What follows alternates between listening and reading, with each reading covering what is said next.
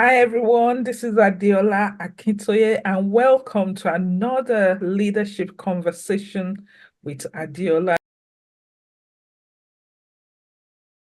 This is a program where I sit down with inspirational leaders who share their journey with the purpose of learning from their own experience. And this program is meant for those who desire to be effective leaders wherever their sphere of influence is.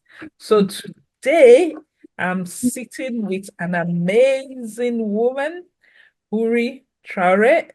Once we start the conversation, you'll see why she's so amazing for me as a leader, especially as a female leader. And we're going to be hearing a lot about our experience. Oury is an expert in peace and security, humanitarian, issues, human rights. She's also very, very interested in climate justice and has worked in different international organizations, including UN, international humanitarian charities across all spectrum. So thank you so much for joining me today, Oury. How are you doing? I love you. Thank you for inviting me. Thank you. And I'm so grateful to be here to be discussing with you on this beautiful topic that that is concerned everywhere now, especially on the continent. So I'm really delighted to be here. Thank you so much, Oury. It's a really privilege for me, to get your time, to have this conversation. So, what does leadership mean to you? I know you're very passionate about leadership. So I would love Yeah, to hear what it means to you and maybe some key milestones in your leadership journey as well. yeah. Well, honestly, I truly believe that leadership is one of the most beautiful opportunity anybody can have because it gives you the opportunity to serve, and it gives you the opportunity to make a difference.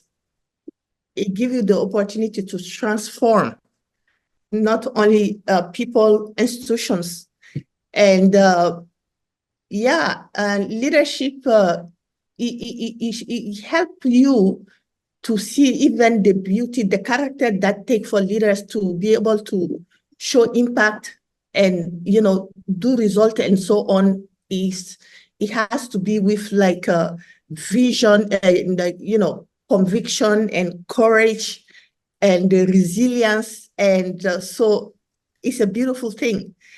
And actually, I look at when I look at animals in nature, and when I'm doing training in leadership, I just take animals because I feel like in leadership, the opportunity is not only there for us, but there's so much around us that we can learn from. When you look at the lion, how they are, you look at the geese, how they move, you look at the bees, how they work together. So in terms of leadership and team building, there are all those different species around us they teach us so much about leadership. Yeah. So I always dig into that and get the leadership wisdom from those animals when I'm doing training on leadership. Yeah. And my leadership journey, I think I'm one of those people. Since childhood, people will say, "Oh, she will be, a political leader one day. She will be like the vice president." At the time, they don't say president; they say vice premier minister, vice president of Mali. And you see, I was kind of very overconfident. I would say, "Why not the president of Mali? Why do you think I will be just the premier minister?" Because I was bold. I was bold, and I have strong sense of social justice, a very strong sense of social justice since as a child. I never understood well poverty, how people can say so much and there's so much misery around us. I never understood how, because of my, I don't know, sex or gender, let's say, I can, I'm not allowed to do certain things, or people don't think you're competent to do certain places, or certain spaces are close to you. I never understood that. So I defied those type of things. And the journey, when really I saw, talking about service and making impact, when I was in the US, I went to do my bachelor. I barely spoke English. And, I was one of those students who just came, who barely spoke. Yeah, I didn't speak English. So I have to learn really the hard way. And I came on campus. And as you know, the typical stereotype African living in poverty, in trees, you get all kinds of silly questions. And especially this was in the South. And most of these people never even have contact with people outside of their communities. And we were there, and there were culture show, different culture show, African student culture show, once a year, the international student culture show. When I came and I saw the way the cultural show was done, it upset me. I was like, this is stereotype. You are feeding in the stereotype of people who think that we are backward. So I came, I took over this, this cultural show and put like a professional fashion show where I was taking even clothes from friends from different states. Those based in Kentucky, based in Washington, D.C., in New York, they would send me the clothes by post office. And then I would find models and, teach them how to walk, put like the really good African music with the good beats, and then, they will do the fashion show. And I have also people who knew how to dance. Actually, we have a young Yoruba lady who used to, one of the best dancers. They will put the dance, and the student who knew how to draw, I will identify them. They do posters and things like that. And then I go to different people, do the menu and say, this is what we need to do. So it was very transformational. It changed the attitude on campus. And then when it came to the international student, again, I will make sure that there were representation. The student from Vietnam, the student from Bangladesh, the student from, I don't know, China. I make sure that everybody, so we were representing, to the point when I was graduating, one of my professors called me in her office. I have no idea what. She's like, Oury, did you train somebody to take over when you leave?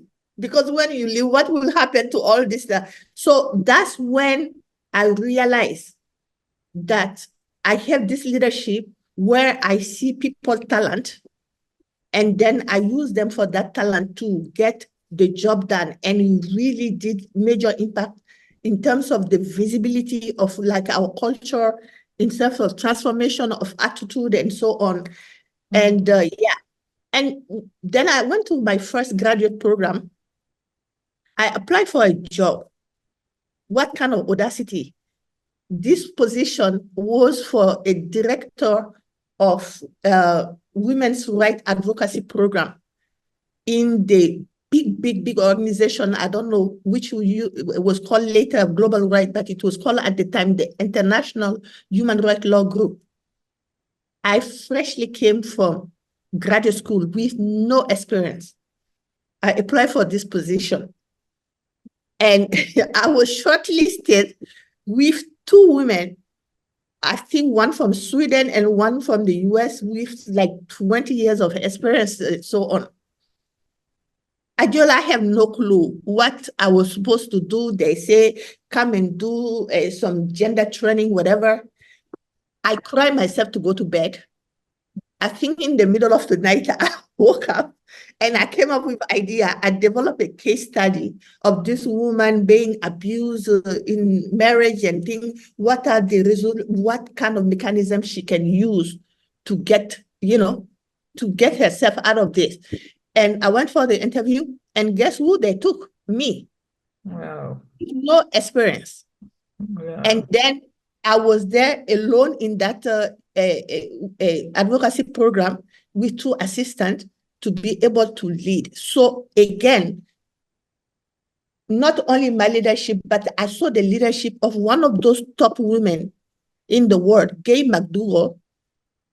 You remember when Mandela was voting for the first time, there were a lady talking to Mandela, put it in the box. That was my former boss. That was the head of our organization, the woman. And she gave me the chance to come in that organization with no experience. So until today, I also make sure that I give that chance to young people or people who need second chances and so on, because I know that most of the time people can have experience and they stay in their comfort zone. But when you give it to somebody who is eager to, I don't know, show what they can do, they're enthusiastic, they can do so much for the organization. So those things, stick to me all the time, that every single person has something to offer no matter what. Yeah. And as there is a saying that if you ask a monkey to swim, you will not know the talent of the monkey. And you cannot ask a fish to climb a tree. You will miss the point that the fish is a better swimmer. So I really learned from that early stage that, as a leader, you have to see the potential in people and place them where they can perform and, and they can do great things. Yeah. Wow, I think your journey is really interesting. As a child, I can just imagine you fighting, to defend the Yeah. defenseless, All the time. and talking about why this is, in the culture. I know you and I were very passionate about Africa. No, in Africa culture, if you have a child that is always asking questions, challenging, there's Yeah. always that tendency to shut the child up.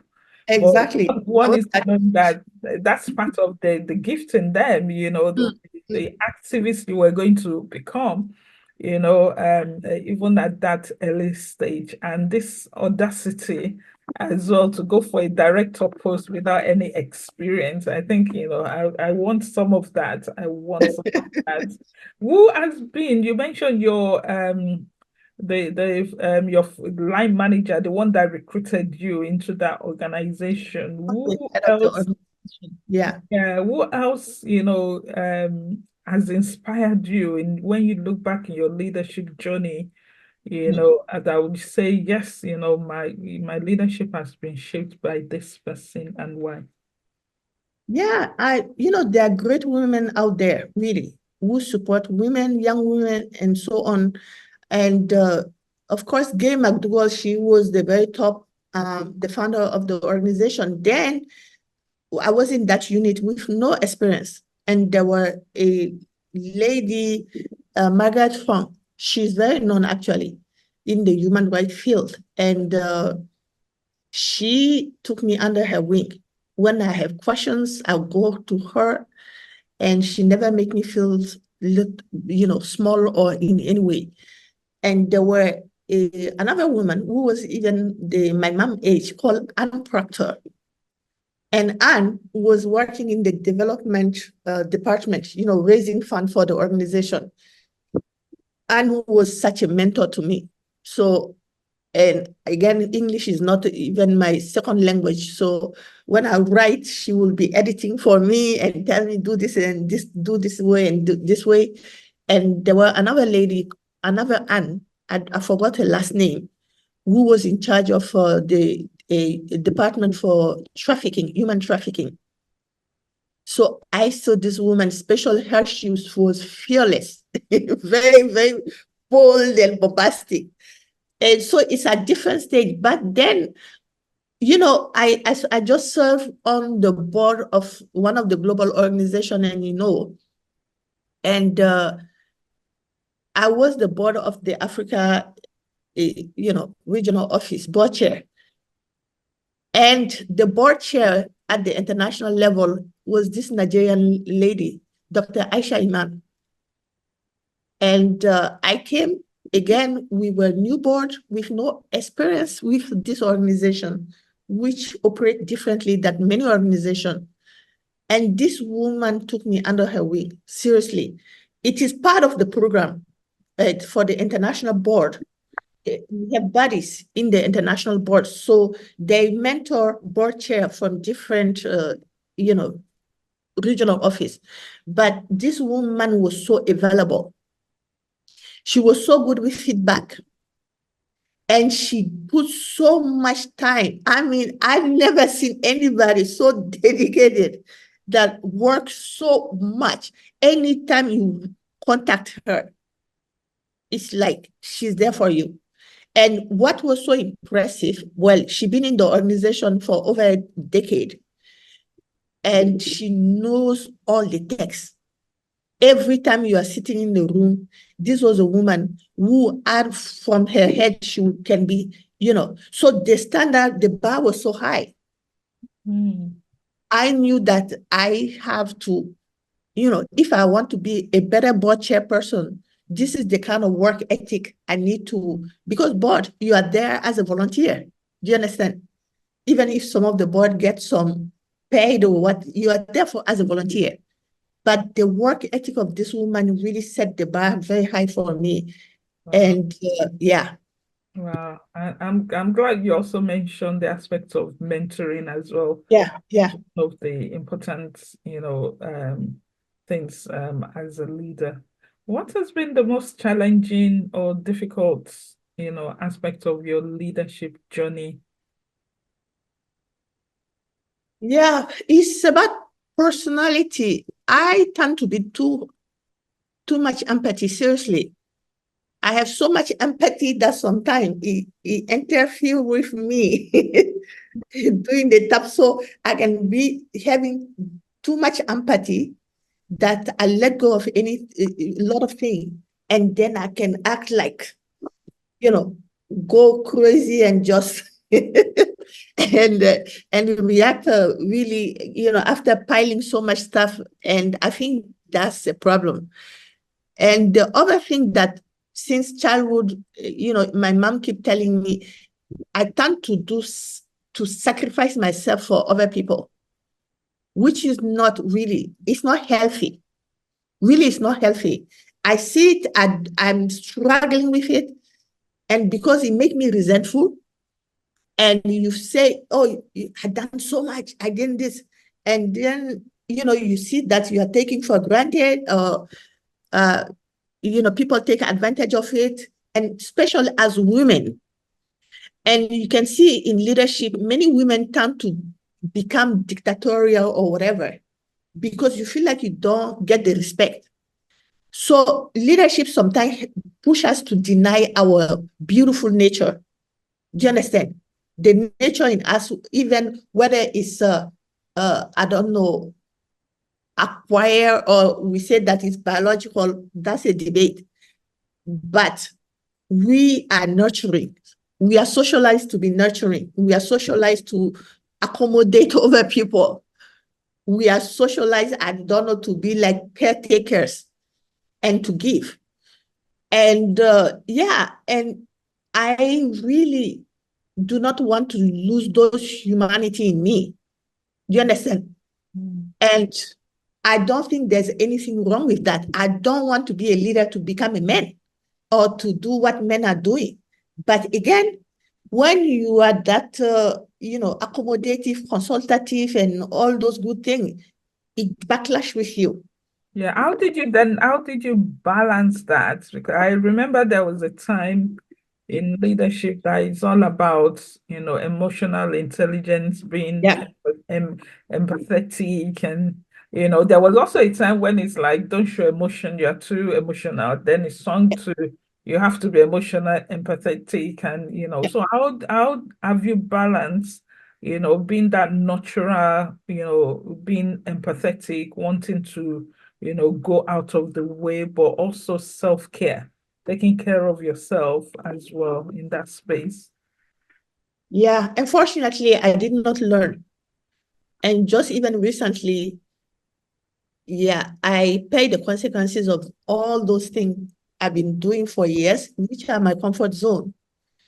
And so my next step is really, is to, yeah, while I don't lose it, I have to use it in a way that it doesn't come against me. So I'm struggling to learn that.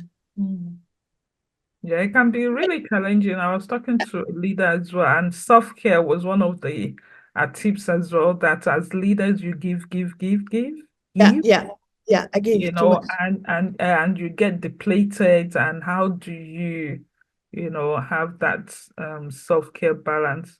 Maybe this is another a discussion, with a roundtable discussion, Yeah, especially with female leaders, who are, mostly natural nurturers. How do you balance, giving and then also taking care of yourself? So what would be you said you did not learn, so maybe my question around a mistake or something that you did that you. I have to learn, because honestly, if I want to be effective leader, I have to learn this one thing. I remember I worked in a regional office. I was number 2 there. And yeah, I'm always accommodating, giving. When I travel, I bring gifts for everybody, all these things. And one of the colleagues, they, for no reason, they go after you. And one day he said, you and your American liberal style leadership management, we will show you. Wow. Yeah, there were just, no cruelty was enough, because there were changes in the organization. I came and found a restructuring process in place. Then I have to lead that one. And everybody, and as another saying does, when you say let's change everything, everybody's like, yay.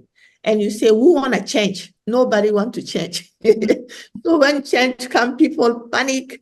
And yeah, I was there, and the viciousness, the cruelty. And I don't like to fight back, because when I strike, it's intense. Do you understand? And I'm afraid of my anger. I'm afraid of my retaliation. So I tend to take it. And then in the end, I just might explode, and it's not good. Mm. So this is things I am struggling with right now. So my next step from 2024 is to find a balance in this. Yeah. That's also one of the things around, self-awareness, right? You know yourself, and you are aware of things that I need to deal with, and take charge of. So as an African woman and as an African leader, Yeah. someone passionate about, women issues, gender issues, peace, human rights, and Africa, I have to say. I think because there's so many nexus of challenges, right? As a leader, and one has to navigate that. People have said, for a woman leader, there is a glass ceiling. And, then coupled with the fact that you're an African, female leader, et cetera, et cetera, there's this glass ceiling that, many have gone ahead to shatter, many are still struggling to shatter.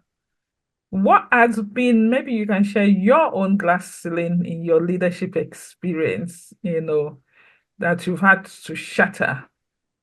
Yeah, I work in peace and security, and very hardcore security issues, like peacekeeping and mediation and so on. Most of the time, I'm one woman in the room, and one of the few women.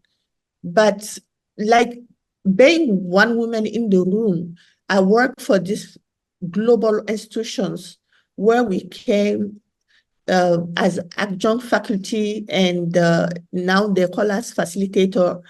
And this was a very male-dominated very male-dominated environment. And I saw that there were no women, actually, very few participants, a few women facilitator among how many male facilitator who love to talk so much, they can have enough of hearing themselves. And I was like, where are the women? And I remember one of those brilliant brothers, he said, oh, Oury, you got this wrong. In this organization, men and women are equal. We don't treat them differently. Do you see the naivety of this comment? We don't treat them differently. This guy is a PhD. So, yeah, I was like, wow, you don't treat them differently, but there is a difference. And, all those comments where you say, where are the women? You become the enemy. People fight you. People combat you. But I'm needed in that space because I'm bilingual and I do, they bring you whatever, for whatever reason, but I perform. And so I push and push every time I'm asking. It's not only about women presence as participants, women as facilitators, women gender issue in the curriculum. And when gender also have to be integrated in every thematic area where we are talking, we need to see how, when you are talking about like counter-terrorism, how does this affect men and women differently? When we are talking about like, I don't know, national security policy, how does it affect men and women differently? Yeah, I push, and there were a lot of, thank God later, there is a lady who came as a director, and she really was hearing me. And there were a lot of changes. But still, many command speaker come, gender has to be integrated. Every aspect of those security issues we are discussing affect even women more than men. Because women are the majority of the population or half of the population. If you add the youth group, these are like more than 60% of our population, 75% of our population. If you look at the ECOWAS region, they say, oh, ECOWAS of the people. Who are the people? If you take women and you add the youth, 75% of the population. And some of the scholar will say, whose security are you talking about then? Whose security are you trying to address? Climate justice for who? These are the majority of the people. So yeah, you go there as a woman. And I keep telling people, and even also, and I'm sure you're aware of that, many of the institutions where we operate are Western institutions. And their idea of inclusion and whatever. So you have to be a sidekick, and then they put the pills in your mouth, you swallow it. I'm like, no, we are part of the thing. You raise money in our name. We are not sidekicks. Africa, we are here. We are major players. So when you talk like that, oh my God, people will come after you. But the bottom line, that's what I explained to them. Many people, when you see me as a Black woman, an African, sitting in this field, I have to be 5 times better or work 5 times harder to be sitting in this same space. So you cannot afford to make certain mistakes. You cannot afford to forget yourself even for a few minutes. And sadly, everything you do, sadly, your whole continent is judged through your action, which doesn't happen with other people. Yeah, I can definitely resonate with what you're saying, as an African leader. Many times in my career as well, I hear, oh, Africa doesn't have the capacity, this country doesn't have the capacity. And Yeah. I'm like, who told you? Who told you?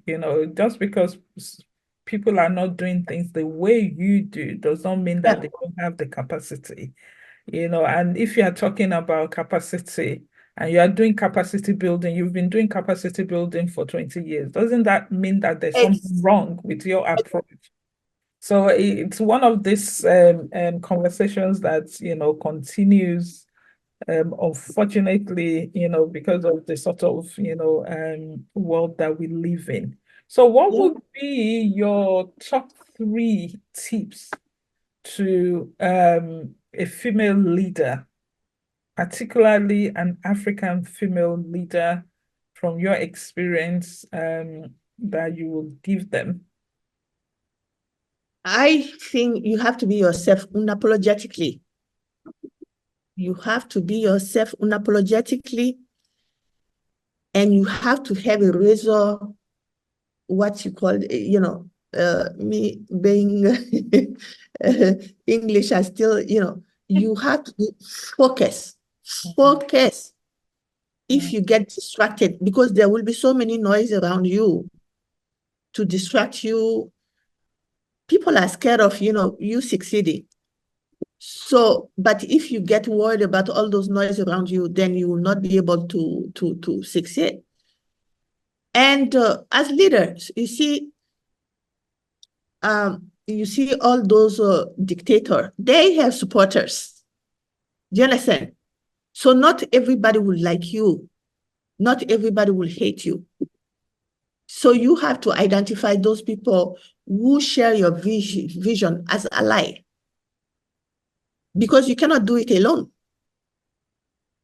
But two of the things also I think are so important are conviction in leadership. Many people don't. You can flip them, flip flop, they're like that. And it's very dangerous for institution. And another thing, Maya Angelou talked about courage as being the best, character to build on, for you to experience any other character fully. I don't know the exact code, but you have to have courage.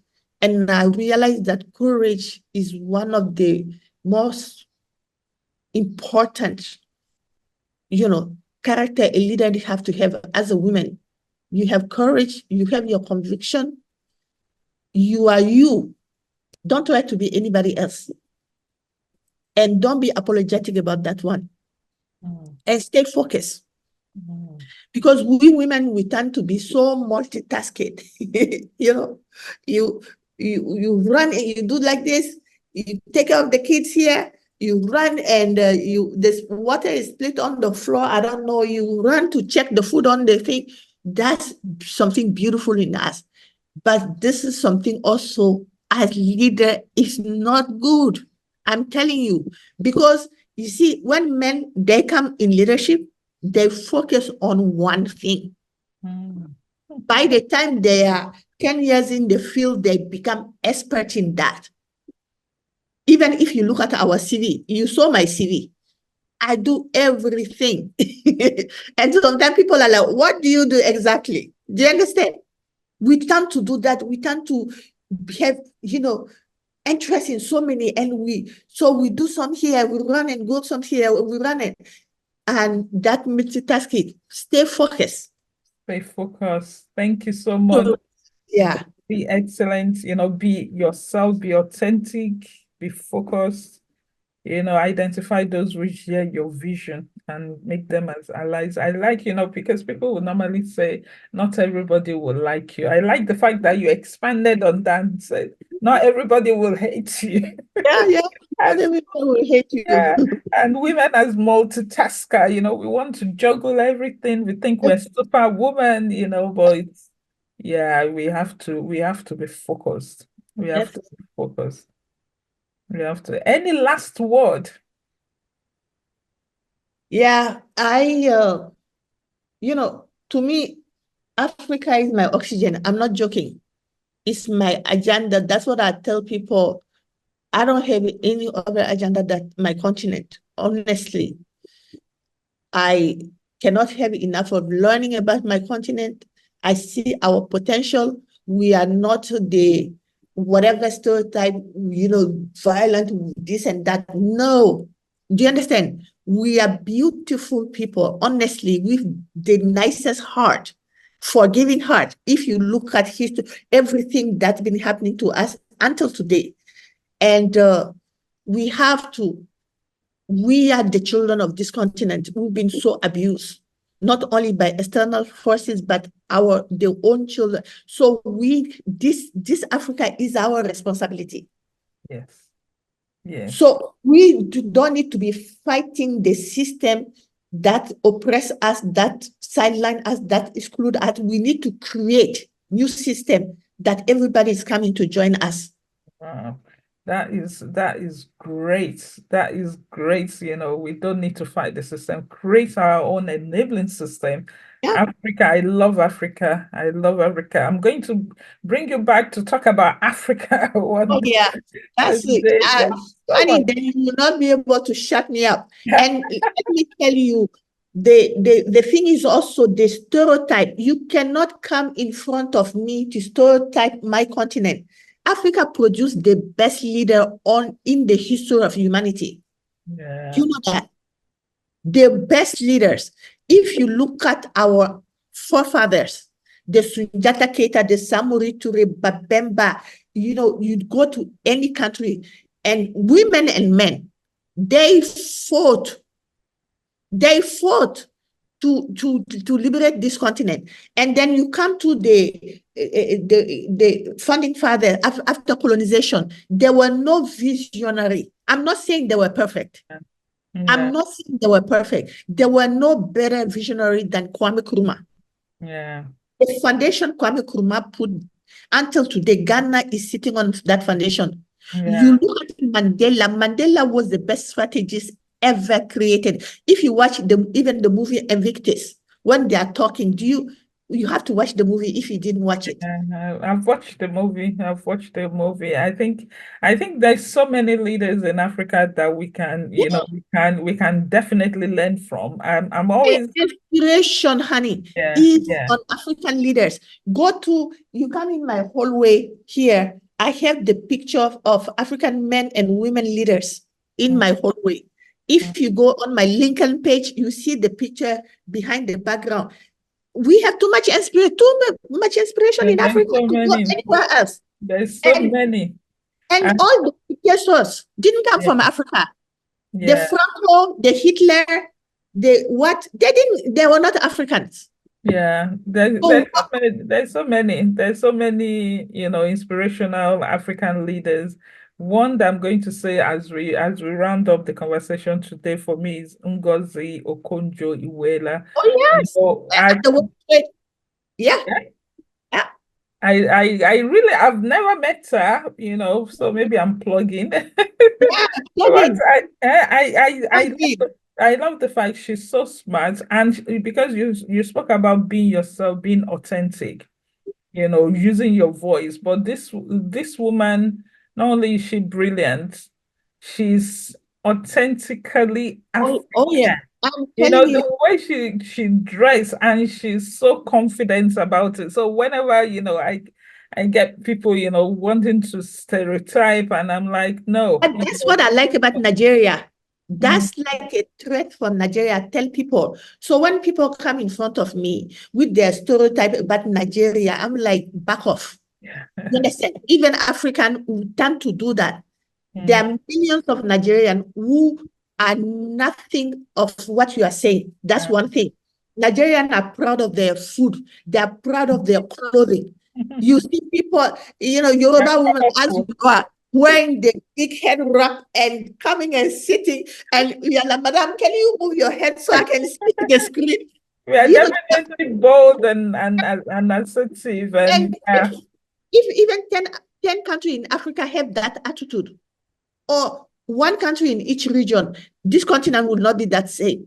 we will not be the same. Thank you Yeah, so much. Thank you so much thank for me. you. I This wish was you my good. pleasure. We cannot have enough time to talk about leadership. Yeah, there's so much to talk about, but thank you. I know, it's a pleasure for me, a privilege for me to just have, this time with you on leadership. And I've got your LinkedIn contact, so anyone that wants to get in touch with you will be able to do that on LinkedIn. But thank you so much for taking the time. Thank you. Thank you for your passion. Thank you for your commitment. Thank you for your leadership.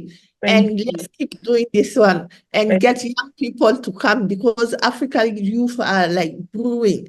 Yes. And we need, we need them to share. Thank you. Thank you. And bye.